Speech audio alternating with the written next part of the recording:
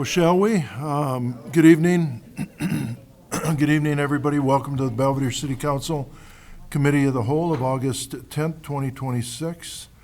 If the clerk will help me with the roll call, please. Albertini? Here. Brereton? Here. Fleury? Here. Frank? Here. Gramkowski? Here. Hoynes? Here. McGee? Here.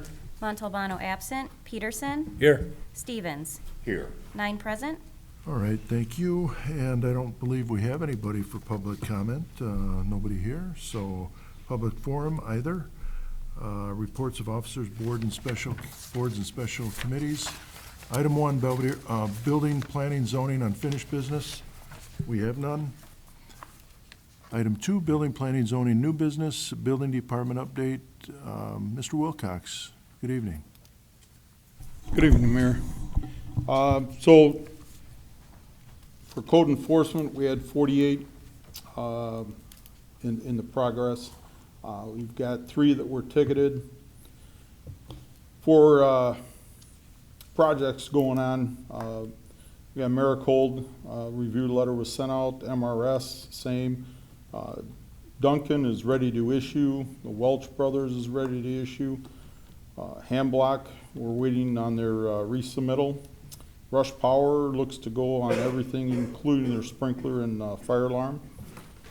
So, and then we brought in $127,392 on permits. 10 were commercial and 140 of them were residential. All righty. If anybody has any questions for Director Wilcox, feel free to ask regarding any of that or anything else. Alderman Peterson? Mayor, what is Rush Power? What was that again? That's the one out on Irene Road, 1014 Irene. That's right. Mm-hmm. Mm-hmm. Any other questions for Craig? All right. Thank you, Craig. I know you're struggling to keep your nose above water, but hang on helps on the way. So appreciate it. Item B, Planning Department update. Gina, good evening. Good evening. As you know, we had all the East Point Common cases for July. Tomorrow's Plan Commission, we have a variance and a special use for video gaming. The special use will move forward to City Council. For September, right now I have a special use for drive-through, and I'm expecting probably 2 more cases. The application deadline's this week, so. Site plans are up, just like Craig said. Zoning verification letters are up. Several for vacant parcels. So I'm assuming if they're needing zoning letters for vacant parcels, we should probably see some housing come in because they're verifying that houses can be built on those parcels. So that could be an uptick in houses.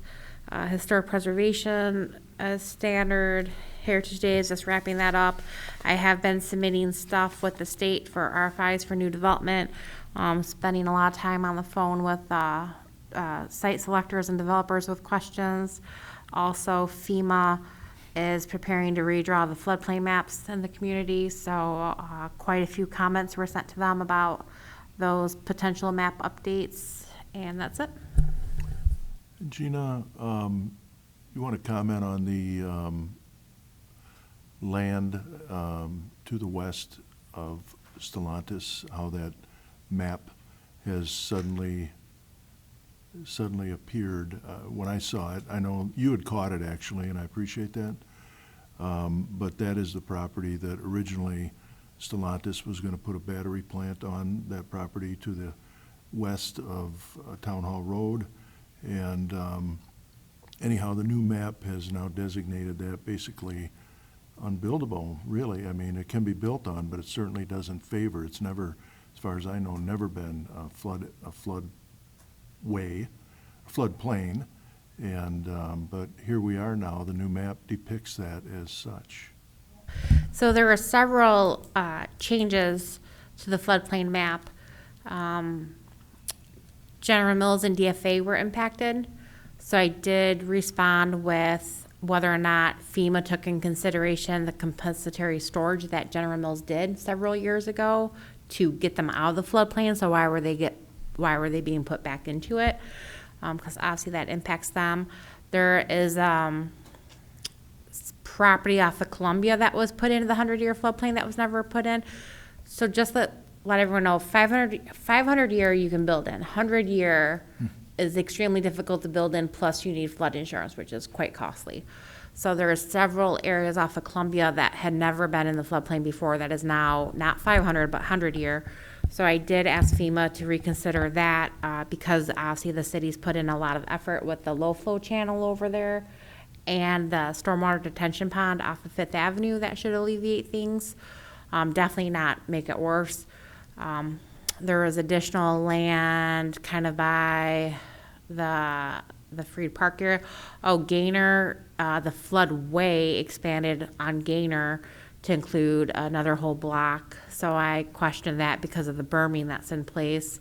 And then, but the biggest thing was, yes, the land directly west of Chrysler, that as you know, the city's been working for several years on water extension, sewer extension, working with Four Rivers, like years and years of time and money invested. Obviously been meeting with Stellantis about potential supplier park. The land bank purchased that property with the sole intent to develop it. That is in the proposed 100-year floodplain following the tributary creek that really cuts the property in half. So the floodplain cuts the property in half, and also the land south of Chrysler, the same thing with the same impact. I've never seen that tributary overflow. I've never seen those farm fields get wet. Usually you can always tell with the farm fields if it gets waterlogged a lot because the crops just don't do as good. But I've never really seen a waterlogged crop in that area. So I did also then question that to FEMA as well as to what data they use to determine that and the impact it would cause on years and years and years of grant work and engineering work and all that in preparation for Stellantis. So that has all been submitted to FEMA. I know that Michael Dunn with R1 had called after you had flagged that, and he had his hair on fire, and quite frankly, I don't blame him, because as we all know, DCEO had purchased that property in conjunction through R1 to be able to have hopefully a supplier park. That was the plan. If Stellantis comes back, some of the suppliers, there's no more buildings, and the suppliers need a place to come. And that was going to be the ideal park. We had been looking at bringing water out there, looping that water in out there, and then also, as Gene had pointed out, sewer from Cherry Valley with Four Rivers to be able to serve that area. And now, when you look at the map, it's 100-year, not 500-year, and all of a sudden it just it went underwater, literally. And for the life of me, I can't believe that they can't get out of their own way because, and I don't think it's by any means over yet, but certainly is astounding that they would be that disconnected, that they wouldn't know what the left hand wouldn't know what the right was doing as far as planning, as far as investment, and as far as job opportunity and Stellantis. So I'll be anxious to see how that turns out, but I think the council, I was shocked when I heard about that, but I know discussions are starting, so we'll see how it goes. But Alderman Peterson. Is there a formal process to ask for reconsideration on that then? Do you think DCO and R1 will ask to get a hydrologist involved and try to make the case to overturn that or revise it? Yep, so FEMA apparently has been working on these maps for the last 3 years. They have had some on-site studies, and then they've also used aerial photos. With the 100-year floodplain, there's Zone A and there's Zone AE. One is based on physical conditions, and one is kind of on a guesstimate. So with this one by Stellantis, it was not based on a guesstimate because they actually had a base flood elevation linked to it. But again, my question was this tributary has never been considered floodway tributary in the past. So what has changed on a tributary to cause that? So I'm waiting for the response, but yes, there was a phone number, that is the information that I forwarded to Region One as soon as I saw that area. So the city did submit their comments, through the portal with FEMA, and then I'd imagine, Region One is doing their efforts with phone calls and outreach as well. And then answer the question, there's nothing to appeal yet because there's no decision yet. They're still doing the comment period. That was the ID on that property, though. And I know that R1 is, and as we are excited about that, not in a good way, that,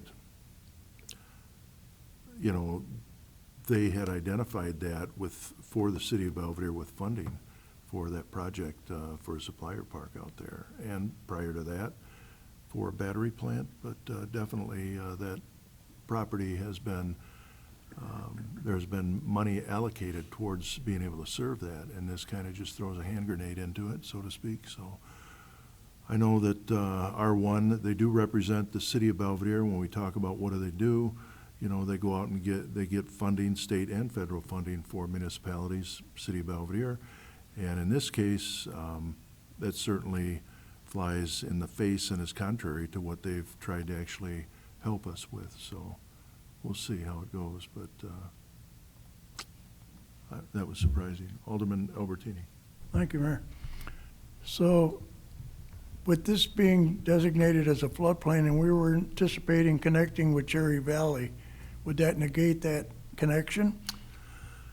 What it probably would do, and I don't want to speak, Gina probably knows more about it than I do, but it would definitely curtail some of the reasons, one of the reasons why we were going to bring sewer into that site was because it was buildable. And so it definitely changes the landscape as to what can be done with that property, because the floodplain, as Gina had mentioned, splits it in half, and it creates all kinds of obstacles for investment. Without having property to invest in or develop, you know, you could actually say then there will be no customers, so there wouldn't be any need for a sewer from Four Rivers.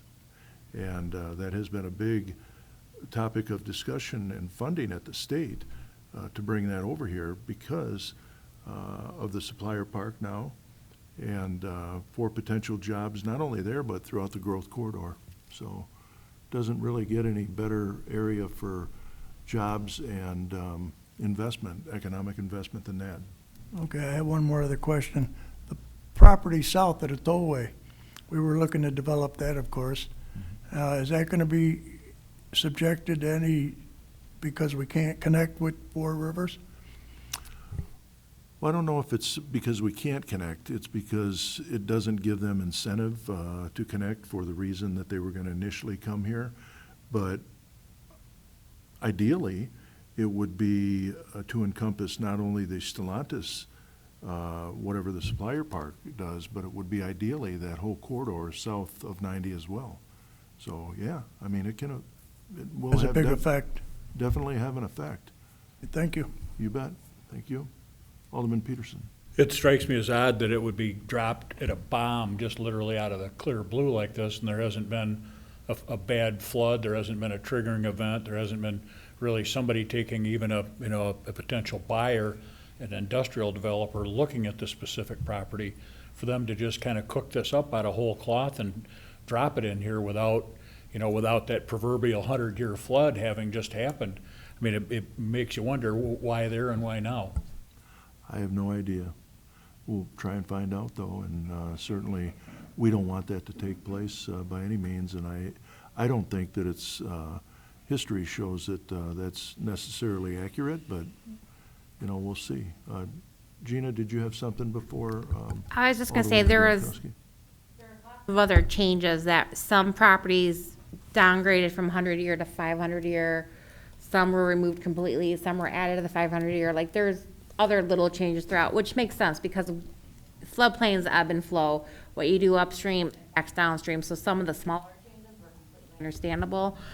But these three big significant ones, without an explanation why, it was startling. Thank you. Alderwoman Gramkowski? Thank you, Mayor. So what could the potential be for a solar farm there? I don't know, you know, Again, it would all depend on the engineer design of it. I don't think, you know, in my opinion, you know, I don't know about a solar farm. I know that, you know, that's some prime property out there that it would be better to put jobs in if we can, and that's what I'm gonna try and accomplish or hang on to.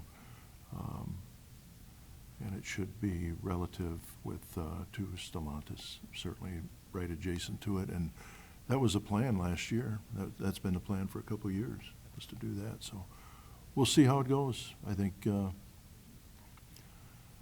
just have to wait and see, but I did want the council to know about it because it certainly changes some of the reasons why they may want to invest in sewer pipe, wastewater treatment from the, to be able to serve that with wastewater treatment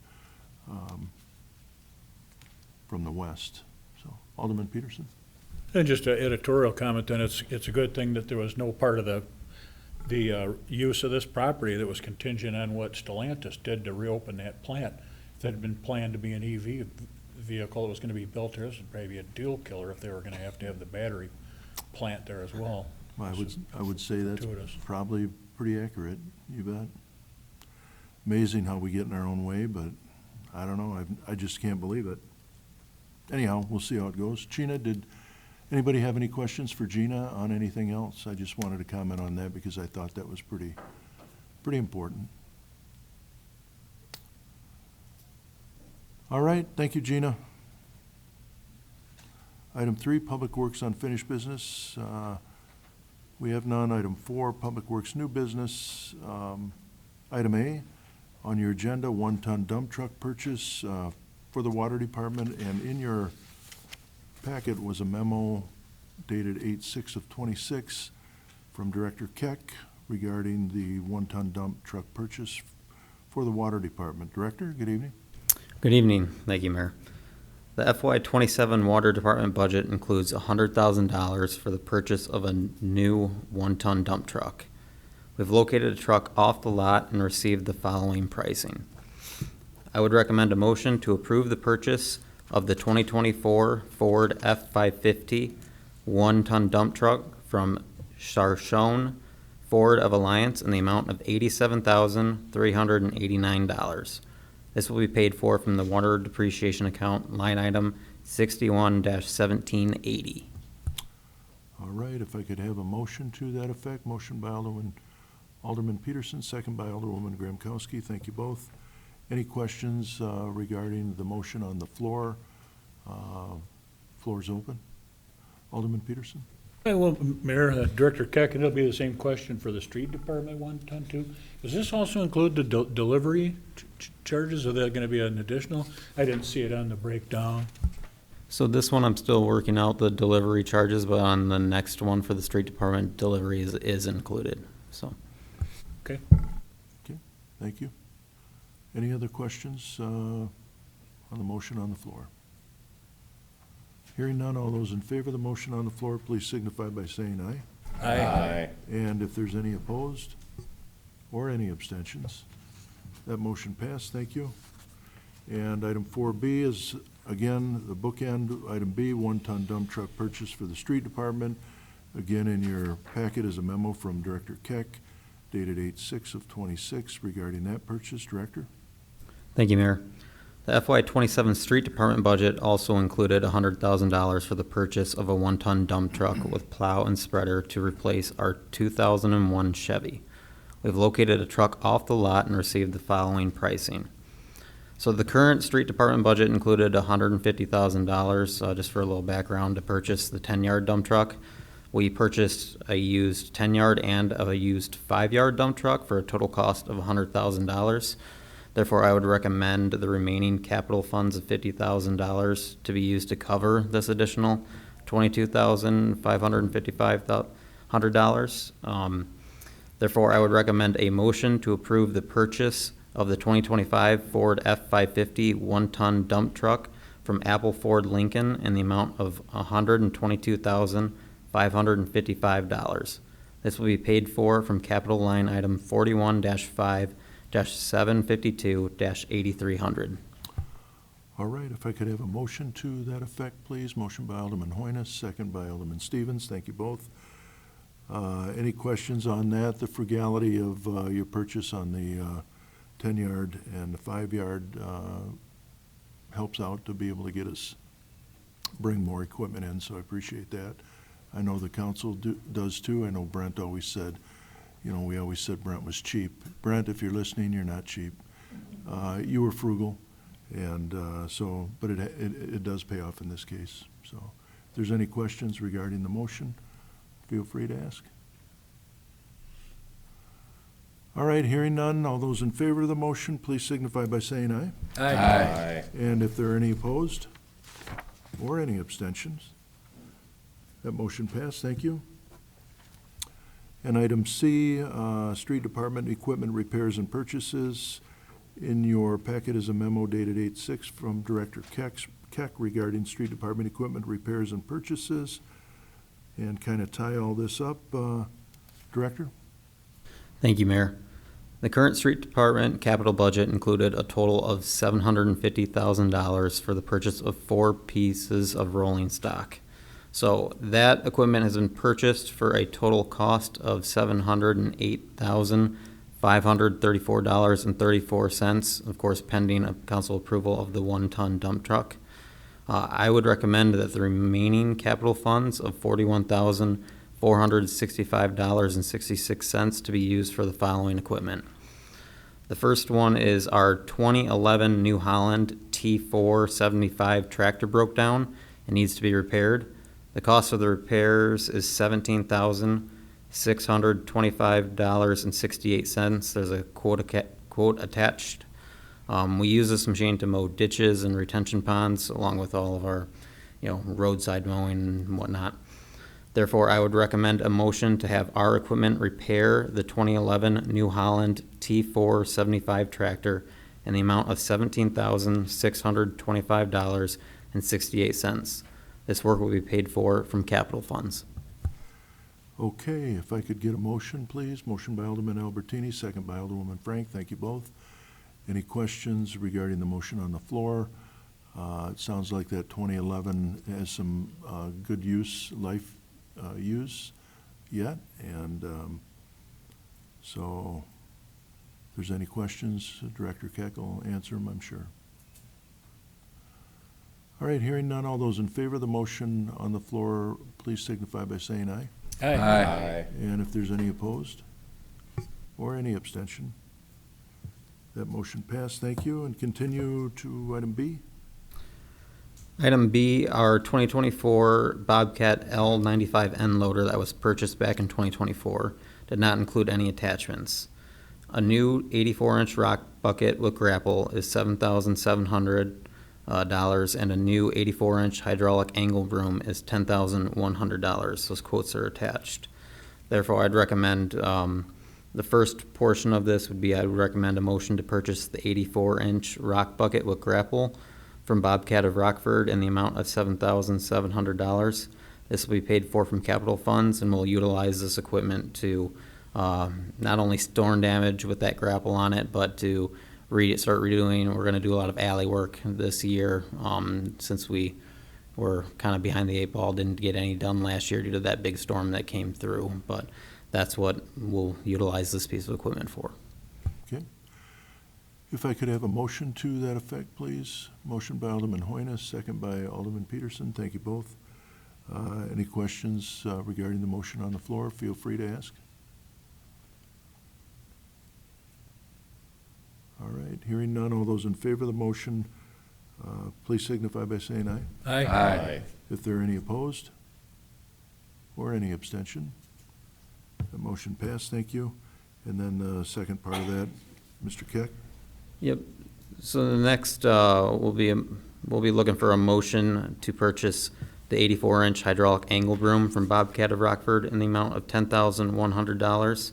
This will be paid for from capital funds, and the hydraulic angle broom will be used to push leaves up to the curb, any type of other cleanup throughout our facilities and the road and pushing things around, so. If I could have a motion to that effect, please. Motion by Alderman Albertini, thank you. Second by Alderman Stevens, thank you both. Any questions regarding that purchase? Feel free to ask. Hearing none, all those in favor of the motion, please signify by saying aye. Aye. And if there are any opposed or any abstention? All right, that motion passed, thank you. And then we have item D, Fifth Avenue Storm Sewer Overflow and Reconstruction Project Pipeline Crossing Agreement. In your packet is a memo from Director Keck regarding, dated 8/6/26, regarding the Fifth Avenue Storm Sewer Overflow and Reconstruction Project, specifically the Pipeline Crossing Agreement that we have here in front of us with the Union Pacific Railroad. Director? Thank you, Mayor. The FY 2027 budget includes $5.9 million for the Fifth Avenue Storm Sewer Overflow and Reconstruction Project. As a part of this project, there will be a new outlet from the detention pond to the Kishwaukee River. We have received the pipeline crossing agreement with the Union Pacific Railroad Company to install 2 underground 36-inch stormwater pipes beneath the tracks. The agreement requires a one-time license fee of $20,000.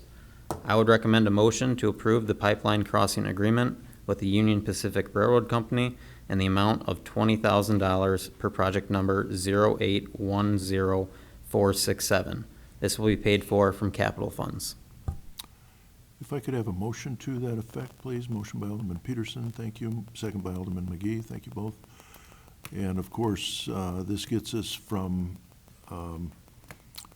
on the south side of Locust, underground, under Locust, West Locust, and the lot that we had purchased from CES. Then we get these 2 pipes out to the river.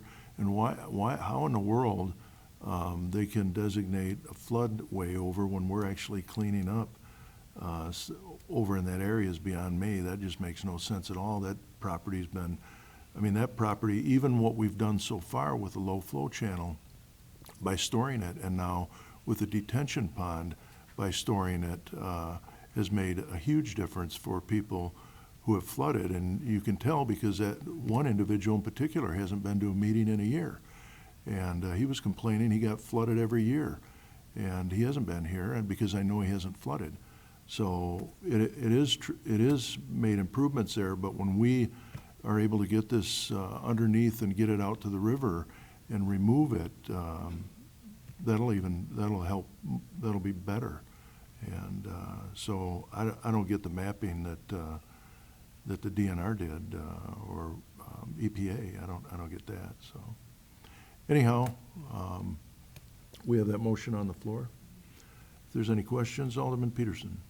I do, Director Keck, you might not know exactly, but are they going to probably seat that crossing deep enough that we won't get dinged when they come through to make their Metra track improvements, or $270 million in track improvements that we find that now we're gonna be on the hook to sink this deeper? It's somehow gonna get disturbed if they're undercutting their road bed. Do you know how deep that's gonna go? Not off the top of my head, I don't know how deep it's gonna go, but it will be deep enough that whenever they do any improvements there, it shouldn't have to be moved or anything done additionally. Okay. All right, thank you. Any other questions for Director Keck? All right, hearing none, all those in favor of the motion on the floor to approve the pipeline crossing agreement with the UP Railroad Company in the amount of $20,000 per project number 0810467 that will be paid from capital funds, please signify by saying aye. Aye. If there's any opposed, same sign. Or any abstentions? All right, that motion passed, thank you. And item E, I would ask to postpone item E. I had some folks in that neighborhood come to me and visited me, and they had want to be notified when this was going to be up. I have tried to get a hold of them. I've even stopped over at their house, but I haven't been able to let them know, inform them. So I would ask for a motion to postpone to the next committee meeting, if we could, please. Motion by Alderman Peterson, second by Alderman Albertini. Thank you both. That's the reason behind it. Give them a chance. They had taken the time to come down and visit at City Hall, and I certainly wanted them to be aware when this was up, but we'll try and do that in 2 weeks, I guess, so, or 3 weeks, 2 weeks, 2 weeks. Anyhow, we'll put it on the next committee meeting agenda. All those in favor of the motion to postpone, please signify by saying aye. Aye. And any opposed? Any abstentions? That motion passed. Thank you. Item 5, other unfinished business, we have none. Item 6, excuse me, Alderman Albertini. Thank you. Before we move on, I have a question for Jordan, if I may. We have a way of getting a hold of the railroad company if we have problems with roads where their crossings come across our roads.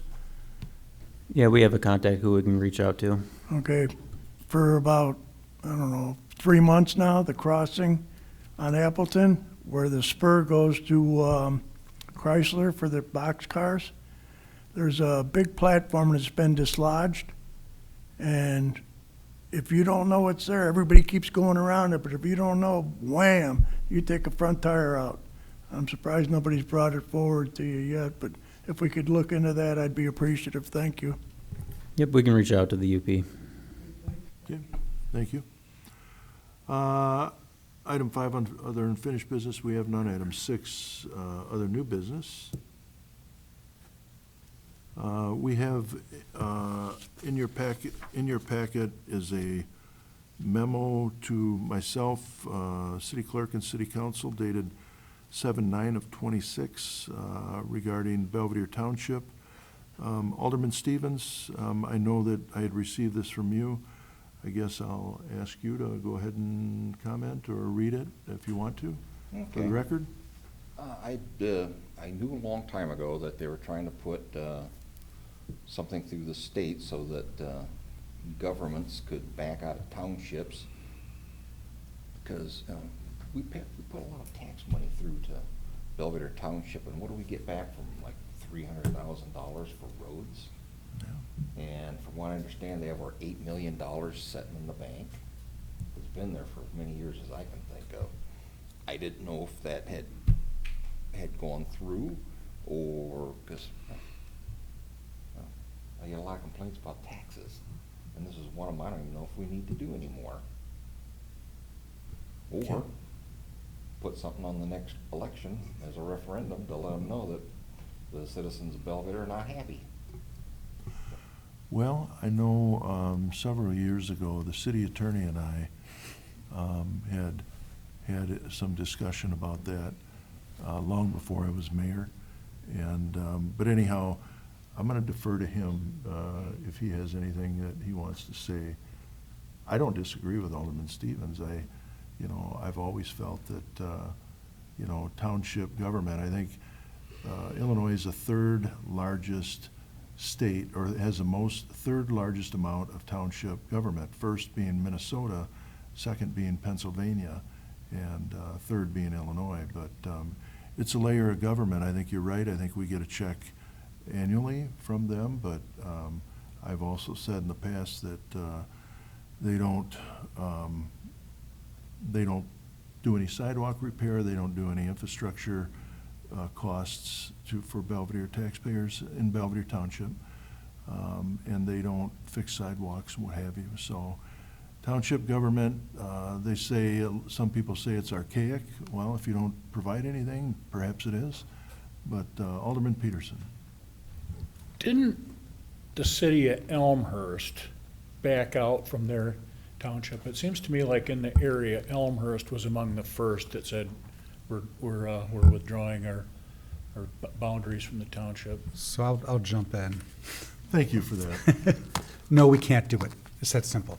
And no city in the state of Illinois that has multiple townships within its borders like we do is able to do that. What you're referring to, there's been a couple that have done it. The one I'm most familiar with is Evanston, which was the hot topic at the time that then Alderperson Morris brought to the city council in 2012. There are ways to accomplish the goal. None of them involve the city of Belvedere. The only way to change the form of township government currently is either state legislative action, which is what they used to do before, right before Evanston did theirs. Occasionally, they'd run down to Springfield and get special legislation passed. But the only way really to do it is through the county, and there's really three ways, and I can prepare a memo for you, probably in a confidential nature, I can provide to you, but the first one is kind of the nuclear option. The county can dissolve township government within the county, but that would be countywide. All the townships would go away. It does require a referendum to do that. It's a county-initiated referendum, not a city-initiated referendum. Or the people can do it by getting enough signatures on the ballot to do it, but again, not a municipality. The problem with that nuclear option is it eliminates county government as well. Instead of having 3 county board members per district, you have a total of 3 county board members, and that's it. So obviously, that's not going to happen. The second way is the county board. There's 2 ways to do it, but the county board can essentially redraw township lines. And they could do it to create what's called a coterminous township or coterminous municipalities, which what Evanston did, perhaps Elmhurst as well. But again, it's initiated by the county. We cannot initiate that. State law does not allow that. It can be also initiated by electors petitioning the county board. City can't do it. If the county board were to rearrange township boundaries to create what's called a coterminous city or coterminous township, then there's a way to kind of get down that road. But essentially what that means is the corporate limits, the corporate boundaries of the township and the city have to be exactly the same.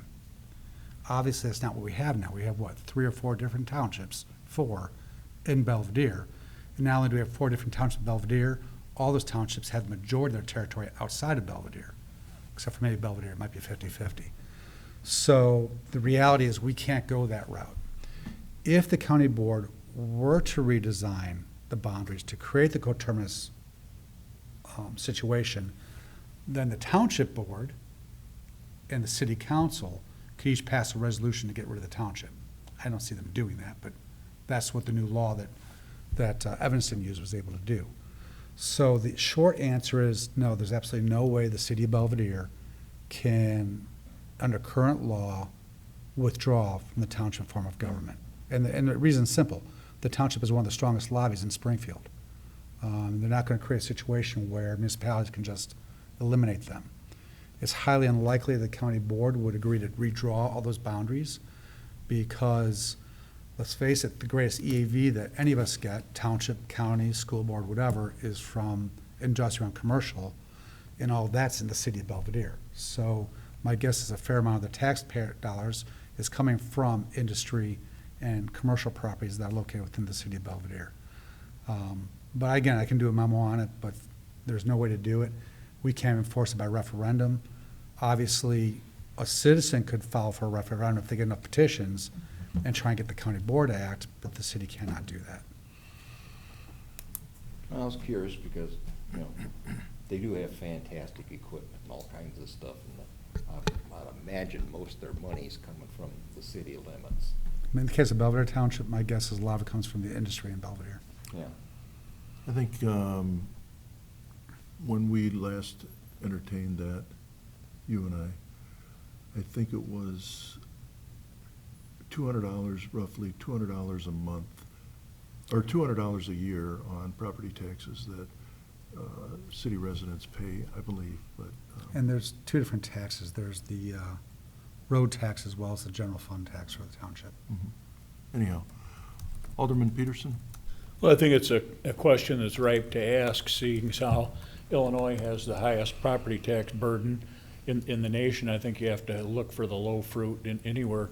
I mean, I think one of the better options might be to try to get with our legislative contingent and ask if they wouldn't introduce legislation that would allow us to put that question out there and make it so that the boundaries would not have to be coterminous, and why not, if we had to have a referendum for the people in Flora and Bonus and anywhere else, I would say that we would do it. The bad thing in Illinois, none of us really own our homes, because with the property tax scheme, we're actually paying the government units for the right to live there from one year to the next, long after the mortgage is paid off.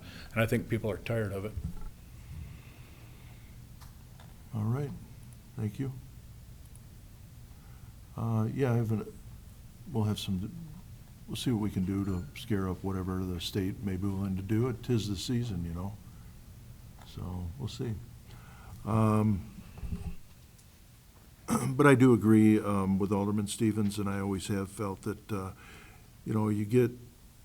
if you do something in the city of Belvedere with Belvedere Township, if you do something, then I have no problem paying for it. But when you just contribute and you don't get any, there's no infrastructure costs, there's no road repair, no sidewalks, none of that, and it's just you continue to pay, probably to the tune of about $1.4 million, I'm guessing, just on residents, $1.4 million annually, and you might get a check back, as Alderman Stevens said, for $300,000 and change, and so there's your return. But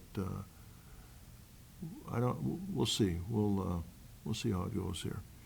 And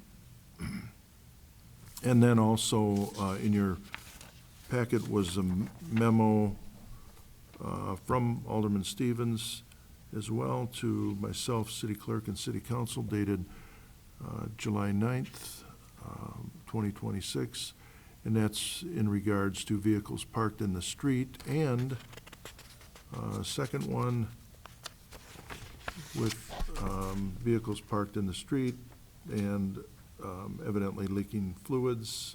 Alderman Stevens, again, I'll recognize you. Yeah, I get complaints constantly, I know we have an ordinance that says they can only be parked there for 24 hours, and that they have to be operational with current license plates on them. But, I've gotten complaints constantly from people who say that they're parked there, long-term, and it's, normally it's one of the parties edging on the other party, and there's no distance that they have to move it. They just basically have to move it a couple inches. I didn't know if we could put like a distance on it, or this is just gonna be a constant problem we have of people complaining. Okay. And that leads into the other one, the leaking of oil, because, a lot of times it's just some piece of junk sitting there to aggravate the other ones, and you get big puddles of oil and everything underneath of them. So legally, I'll ask the city attorney again to weigh in on the first one and then also the second one. I know that if you have, we all understand that if you have vehicles that aren't plated or that are not operational, I think that's one thing, but city attorney, your thoughts? Well, I'll jump first to the first memo in the packet, at least, that discusses the leaking vehicles. I think it talks about leaking oils and other fluids onto the street. That's already a violation of law. That's an enforcement issue. If we see vehicles doing that, police can ticket that, or in certain cases, if they're inoperable and been there long enough, they can tag them and after 7 days tow them. But that's already an issue. It's already illegal, and they can enforce it. The parking in the street, this comes up not infrequently. I think I've had to address it 5 or 6 times over my career in 23 years, at least in this city. They're public streets. People can park on the public streets unless we adopt an ordinance that says otherwise. The ordinance that we've adopted says that you can only park in one location for 24 hours. Vehicles got to move every 24 hours. Some cities say overnight. I like the 24-hour one better. It's more defined. What's overnight mean? But no, there's nothing that says how far you have to move the vehicle. And I would not encourage doing that. If we really have a problem with vehicles parking on the street, just prohibit parking on the street. Of course, the problem you do that, we have a lot of homes with small driveways, one-car garages, where do they put their vehicles? Can't put them in the front yard. But the problem is, it doesn't matter how far you define the car has to move. They'll just move it and put it back where it was. And they'll say they moved it. You know, unless a police officer goes out there and they call it boxing the tires, they put a little box around the tires on the ground, spray paint it. Well, a smart person, if they've got a neighbor dispute, will figure out where that box is and put that car right back there and then say they moved it. If you say they can mark the tires, same thing. They just go buy themselves a piece of chalk and they mark their own tires, whatever. So I would not encourage doing that. You're basically probably making the neighbor dispute worse if you go down that route. It is, I know I've got one ticket in my court call in the last couple of weeks that was in fact, I think it's up tomorrow. That's a 24-hour parking ticket, and we can see where that goes. But it becomes difficult. Marking the tires and those kind of things, it'll be interesting to see where that goes. There was one federal appellate court that ruled that it was unconstitutional to mark tires because you were touching their private property and basically conducting a search to see where they went without legal justification or a warrant. However, there's been another recent case that affects us more directly that took that exact opposite point of view. And eventually, this might make the way to the U.S. Supreme Court. Right now, we could mark tires if we wanted to in Belvedere.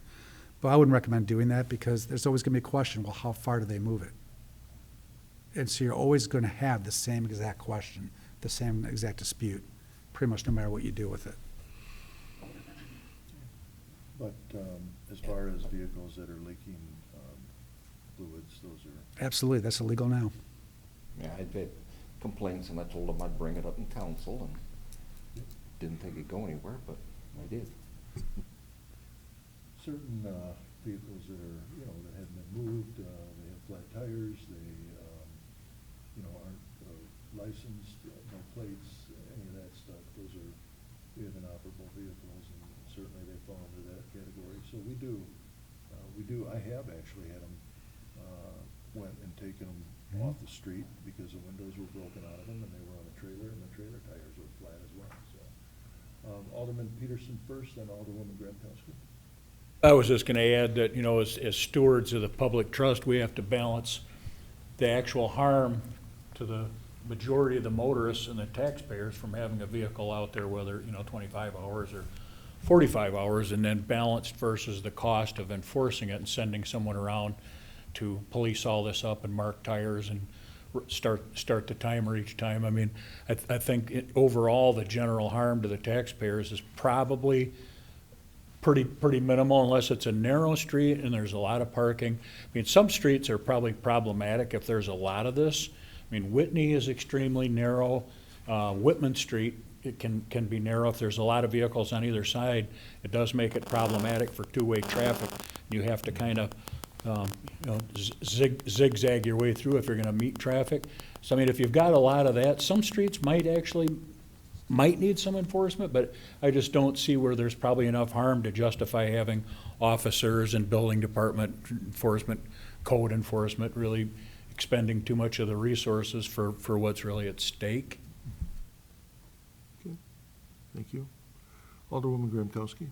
So could this be a result of allowing people to park trailers in their driveways? Because I'm seeing a lot of trailers in driveways, which is going to force people to park on the streets. No, this comes up, like I said, fairly frequently. In this situation, I think that we're talking about, it's one neighbor that doesn't like another neighbor. They're just trying to upset them purposely. But I also think the council needs to be cognizant of the fact that, that recent Build Illinois Act that Gina and I had talked about recently would have essentially, forced individuals out on the street. And, you could have used all your property to build without having off-street parking, and you would have ended up on the street. And so that's one thing that certainly, if they ever pass that it will have some far-reaching effects on just that alone, not to mention flooding, as we had talked about. So, And that's why they've shelved it, at least temporarily, but, yeah. All right, anything else? Alderwoman Grumkowski, did you have anything else? Okay. All right, thank you. Item 6C, Section 10-67 pertaining to catering, liquor license, and outdoor beer gardens. In your packet is a memo from Attorney Drella dated 8/5 regarding that. City Attorney? This is becoming the Mike show tonight. Yes. This is an issue that's been around for quite a long time. In fact, Ms. Termsey, when she was clerk, wanted to get a change to this way back when. So current liquor law requirements pertain to catering. We created a caterer retailer license. It's actually just endorsement on the regular liquor license that allows a Belvedere liquor licensee to take some of their stock, go to an off-site premises, and serve alcohol as part of a party or a get-together, what have you. It is limited to locations that are hotels, places like the Apollo, or the community building that are banquet facilities, those kinds of things. The one thing the current law requires is that alcohol be sold as part of a package deal with food service. Kind of like going to an old-fashioned wedding. You buy 33, at least when I got married 30 years ago, I think it was $20-something per plate, and it was an open bar and food. So essentially, it only allowed an open bar kind of situation. And that has led to a problem when we have events at places like the Funderburg House and the community building, because they may want to just do hors d'oeuvres from one restaurant, but they want to use a local Belvedere establishment to provide the alcohol, and they don't want to have an open bar. It's if somebody wants to buy a beer, they can buy a beer and have a cash bar. And the current code would not allow that. The workaround has been using a separate section of the code that allows for actually cash bars and those kinds of things, but it limits it to 3 events per year at the location, which would really put the community building, the Funderburg House and places like that behind the 8 ball. So I guess what I'm suggesting is remove the package deal requirement on the catering endorsement. That way a Belvedere liquor licensee could sell their alcohol, for example, at the community building for an event, only that's closed to the public, cannot be open to the public. It has to be at a hotel or banquet facility, which prevents anybody from trying to set up shop at a second location and have another bar. You can't do that. So the only change would be to remove the requirement of a package deal on the food. The second proposed modification is really just cleanup. Years ago, we modified our street code to allow for outdoor cafes. I think Buchanan Street Pub still does one. I think Nico's had a license for a while where they could have alcohol outside on the sidewalk as long as you roped it off. We never made the concurrent change to the liquor code. So that's all that other one's clean up to clarify that when we say is otherwise allowed pursuant to code, is actually the street code, not just the alcohol code. So that one's a cleanup change. Are there any questions? Alderman Peterson? Could you make a graduated schedule on that then? So, 1 through 3 events would be the same price as what we're currently charging if you're gonna do, make it a different price if somebody's gonna do 15 of those in the course of the year versus somebody that's gonna do 4. I don't know that we need to do that. They bought a $10,000 or $20,000 liquor license, and they renew the liquor license every year. I can't remember what the renewal is, $1,200 or $1,700? $1,750, plus they have to buy the catering on top of that. So they're already paying. This is only Belvedere licensees that get this. Right, but I'm talking, for the event sponsor, like the community building or the Funderburg home, I assume they're the ones that are gonna pay for the additional endorsement to be able to have an open bar at one of their events? It's the liquor licensee that pays that. They hire the liquor licensee. Right.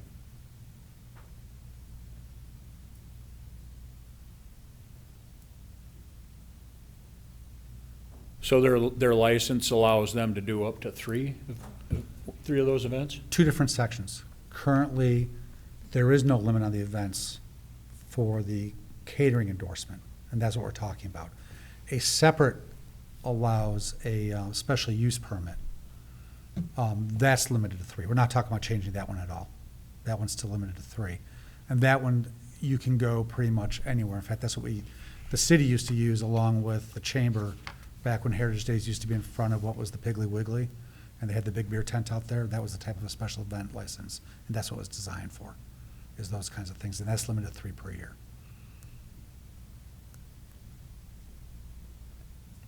So that would not change. This is only on the catering endorsement.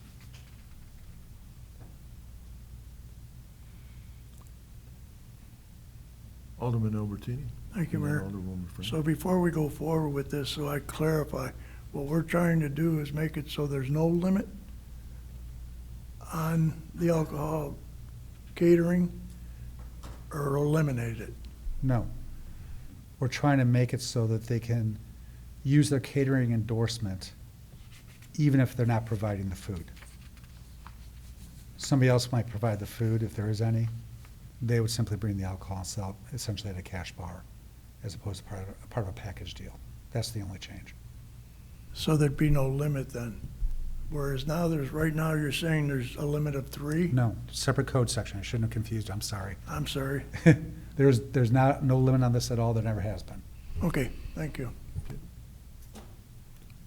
Alderwoman Frank? Well, I've had several occasions to have an event at the community building, and there's not very many people that can provide the alcohol because they have to have the DRAM insurance, like we have Coach's Corner or somebody that could provide alcohol. But that's what we're talking about. It Well, I has know, to be a but liquor we don't- licensee that has the insurance, yes. But we don't have very many options. That's one of the problems giving rise to this, is that this would open up more, they're able to provide that. And I should never probably admit this on TV, but YouTube's not working anyway. We've had situations already with events where, oh, wow, they're not doing catered, they're not doing a package deal. And it's been like, okay. I mean, it already happens, frankly. But it's what we've had to do to make sure that the events that people want to do, the chambers, I don't know if they still do it back in the day when the chamber did their Christmas walk around the Christmas trees, the Christmas holiday event. I think they had a cash bar at those. That probably would have violated our current code. This would clean that up. Some of the other events that we do that are community events, frankly, that may or may not have complied with our current code, this would bring that into compliance with the current code and not have to rely upon calling it a special event, like I mentioned earlier, which is what you're confusing it with, to make things work, because that creates a whole nother problem. So this just makes it easier, both for the city and for Belvedere liquor license holders to accomplish these events. Sorry? Is that what you're looking Yeah. at? Oh, okay. So if there's consensus to go forward, the recommended motion is the motion to amend section 10-67 relating to caterer retailer licenses to allow the catering of alcohol without the need of it being an incidental part of food catering, and to also amend subsection D to clarify outdoor sales of alcohol. 2 completely separate amendments, but I explained the other one earlier.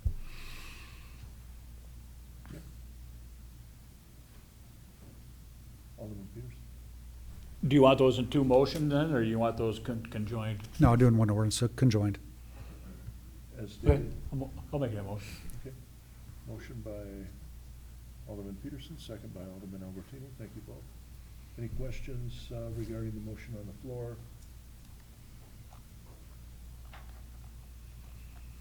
Hearing none. All those in favor, please signify by saying aye. Aye.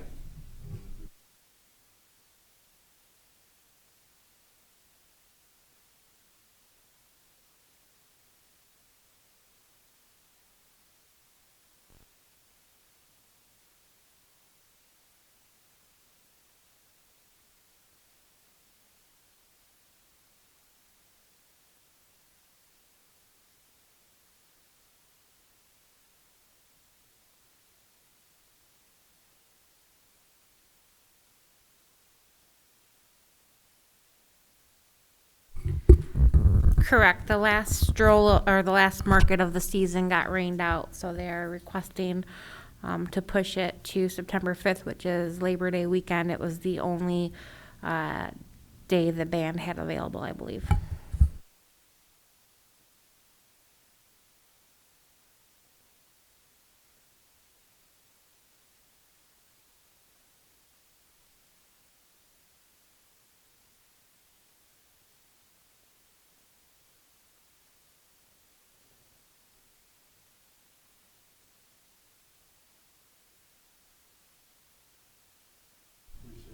Aye.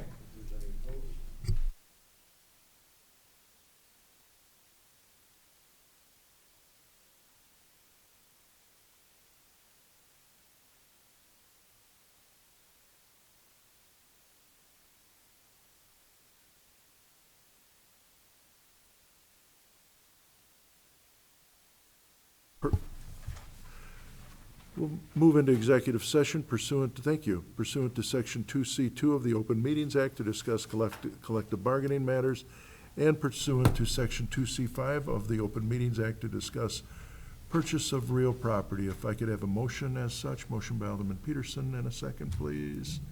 Second by Alderman Fleury, thank you both. All those in favor, when their name is called, answer aye. Any opposed, nay. As the clerk calls the roll, please. Albertini. Aye. Brereton. Aye. Flurry. Aye. Frank. Aye. Graham-Kowski. Hoynes. Aye. McGee. Aye. Peterson. Aye. Stevens. Aye. 9 in favor. Okay, for the record, then we will just take a few minutes here to set up for